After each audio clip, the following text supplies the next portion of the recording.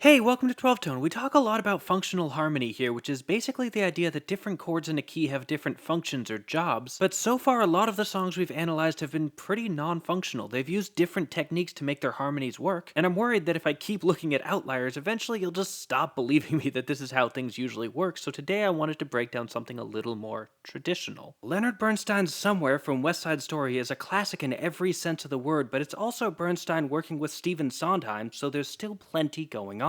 Unlike more modern verse-chorus songs, Somewhere uses a traditional AABA form, which means it really only has two sections. The verse, which repeats a couple times, and a bridge that comes in to break it up. Let's start with the verse.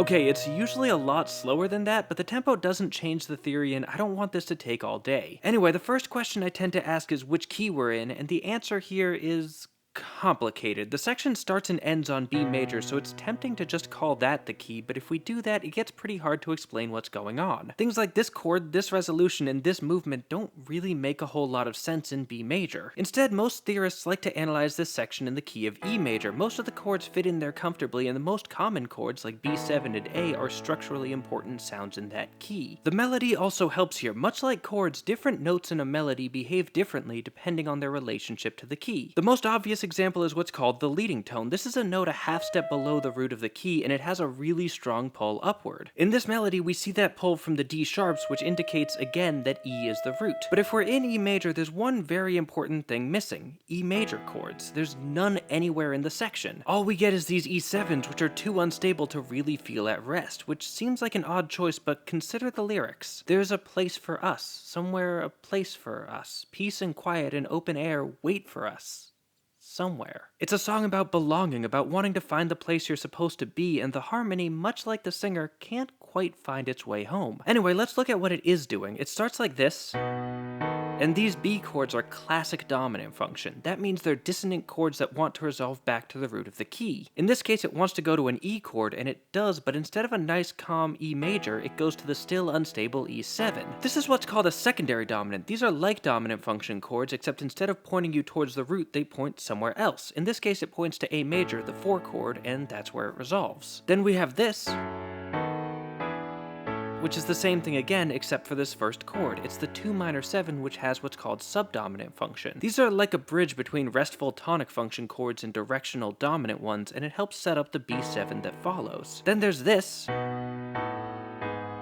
which starts the same as the first bit, but takes a detour at the end. This resolution here is a bit strange. The 3 minor traditionally has tonic function, like the 1 chord, but it doesn't actually contain the root of the key, so resolving to it from the 5 chord feels weak because the leading tone doesn't move. We don't get that nice pull upwards. This isn't an accident, though. I'd guess that Bernstein was using a weak resolution here to symbolize how far away the singer's dreams of finding their place really are. Anyway, G sharp minor and C sharp minor are both tonic function chords, which means this bit sort of dances around the 1 chord and is the closest we come to actually finding it, but we still can't quite land. Instead, we go here.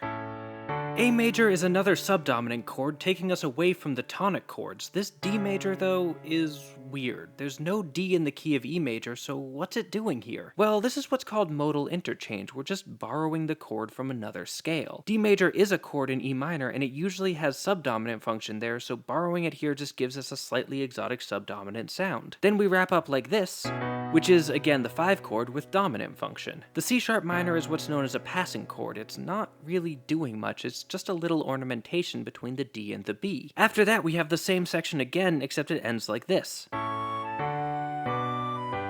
We'll come back to that in a second. First, though, let's look at the bridge.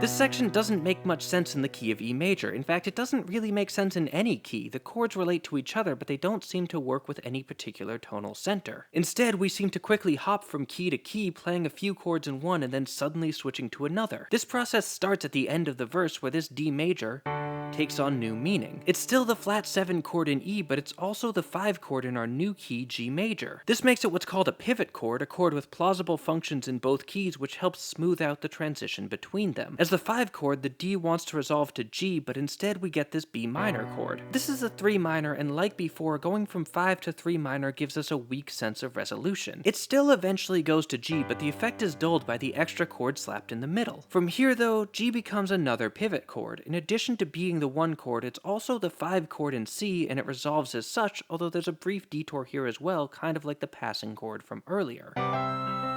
The melody then repeats itself, but where before we had a bright major harmony, this time it's over A minor, the 6th chord, making the same melodic line feel darker and less hopeful. And the section goes on like that, making quick stops in the key of B minor, C major again, and F sharp major, all over the course of 8 bars. We have some more pivot chords like this E minor 9, but other transitions like this one are much more abrupt with no real setup at all. In fact, that one sounds especially sudden because the roots of the chords, F sharp and C, are a tritone apart, which makes movement between them really dissonant. Bernstein dulls that by not playing a C in the bass, instead opting to play an E as the lowest note. In fact, some people prefer to analyze this as an E minor 7, but I think the transition is best described by a C chord. This transition also has no pivot, but it's smoother because the chord's just sliding down a half step. All the notes just move down one and suddenly we're in F sharp. Then we play a D sharp minor 7, which is the 6th chord in that key, and finally we go back to the verse, which starts on B major. This is the 4 chord in F sharp major, but also the 5 chord in E, which means it pivots us back to our starting key, and the song ends by playing the verse one last time. It's pretty intense, but it's an absolutely beautiful song. In fact, I sang it as part of my senior recital back in college. And of course, as a piece of musical theater, it kind of misses the point to look at it strictly in isolation. It's part of a larger whole, and it interacts with that in lots of ways that we didn't really have time to dive into. It also borrows some themes and phrases from other composers, including Tchaikovsky and Beethoven. Really, the deeper you dig, the more there is to say, but we have to stop somewhere, and it might as well be here. Anyway, thanks for watching, and thanks to Patreon patron Jill Jones for suggesting this song. If you'd like to see your favorite song analyzed, just head on over to Patreon and pledge at any level. You can also join our mailing list to find out about new episodes, like, share, comment, subscribe, and keep on rockin'.